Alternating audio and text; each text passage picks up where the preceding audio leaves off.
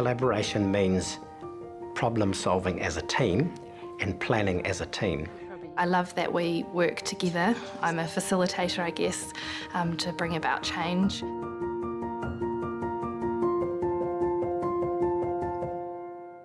We're just hoping to get a bit more information around exactly what those behaviours look like. Children very rarely present with just one difficulty in their lives. There are multiple and complex difficulties that they present with, and so educational psychologists are going to be just one person in a wider team. So you've noticed that there's been a change or an escalation in the behaviour over the last wee while? We don't go in and with our own agenda and tell people what to do. So probably the next step would be putting some strategies in place and working with you on a bit of a plan together to try and make some changes. How does that all sound? Yeah, that sounds good. Yeah, awesome. The value for me in working in the Ministry of Ed as an educational psychologist is the large number of people who are available to be colleagues, supervisors, brainstorm with people who are more experienced in the job, to go and ask about a situation and get advice. So the first step is for prevention, isn't it? Before you would then go to any individual intervention. Good point. Communication skills are a huge asset to working as an educational psychologist, because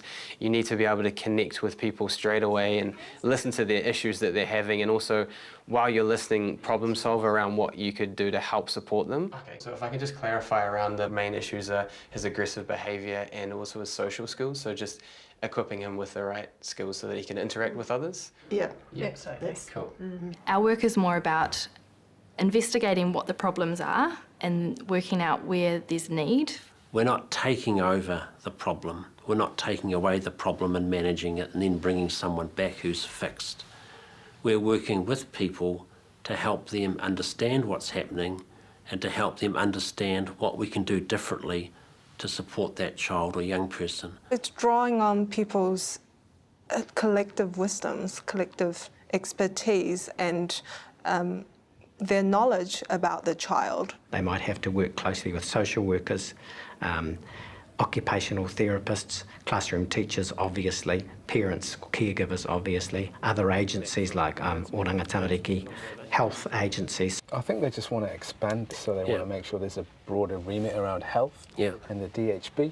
CDS, the CDS, public vision, health nurse, all of that. Being able to access those professionals and get guidance from them really helps establish and helps us support children and their families. So some of the strategies within the classroom is that the teachers tried is to adapt the session or adapt the task to try and re-engage that student. So we would like some ideas around how we could make it more effective. You don't work alone, and you have both colleagues in your office that you can always come back to after a difficult meeting, for example, and actually just sit down and offload. We have supervision in a formal and an informal way as well, so places to discuss our challenges and well-being and how we're going. What are some of the ways that you've found helpful over the last 6 months to connect with families and teachers? I guess listening and making sure that I'm hearing their concerns when they're voicing them. It's hugely valuable for my learning, the process of collaborating with my supervisor, because it enables me to reflect on my practice and think about areas that I can then move towards. The collaboration part of working as an ed psych sits within an ecological model, in my mind. We're working with people to help them be better placed to help the child.